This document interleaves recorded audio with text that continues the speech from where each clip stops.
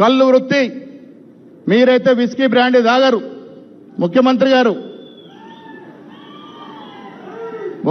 గారు మీరైతే whisky brandy తాగరు. కళ్ళు తాగండి, కళ్ళు రుచి చూడండి. కళ్ళు అంటే అమృతం. ఈ అమృతం మా బట్టి గారికి తెలుసు. బట్టి గారికి అమృతం రుచి తెలుసు, నీర రుచి తెలుసు. కళ్ళు ఆరోగ్యానికి మంచిది. కళ్ళు వృత్తి కొద్ది ఇబ్బందుల్లో ఉంది. ఒక కన్ను చూడాల్సిన అవసరం ఉంది. వల్ల గ్రామాల్లో కళ్ళు వృత్తి మీద ఆధారపడిన వ్యక్తులు జనం లక్షల్లో ఉన్నారు. ఈ వృత్తిని కాపాడాల్సిన బాధ్యత ఎవరిది? ముఖ్యమంత్రి గారిదే.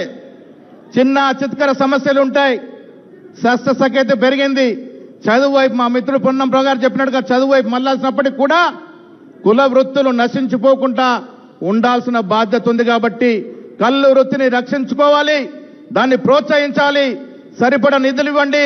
కళ్ళు వృత్తిని ప్రోత్సహించాల్సిందిగా నేను ముఖ్యమంత్రి గారిని కోరుతూ, అదేవిధంగా బట్టి విక్రమార్క కోరుతూ, కళ్ళు శాశ్వతం అనే మాట. ఈ ప్రపంచం ఉన్నంత వరకు కళ్ళు శాశ్వతంగా ఉంటుంది.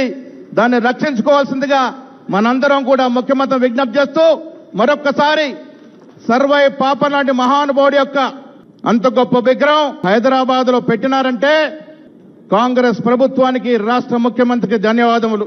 పోయిన ప్రభుత్వం ఏ బహుజనుడిని గుర్తు చేయలే, ఏ దళితుని విగ్రహం పెట్టలే. అంబేద్కర్ కూడా విగ్రహాన్ని పూలమాల లేలే, అతి కష్టం మీద విగ్రహం పెట్టినారు.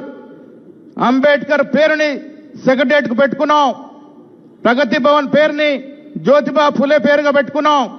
ప్రతి బహుజనుని గుర్తు చేస్తూ వారిని చరిత్రలో నిలిచిపోయే విధంగా విగ్రహాలను ప్రతిష్ఠిస్తున్నటువంటి రాష్ట్ర ముఖ్యమంత్రి గారికి మనస్ఫూర్తిగా ధన్యవాదాలు తెలియజేస్తూ మీ అందరి నుండి సెలవు. జై హింద్. ధన్యవాదాలు సార్. బహుజన వైభవంగా ప్రతి సామాన్యుడే మాన్యుడంటూ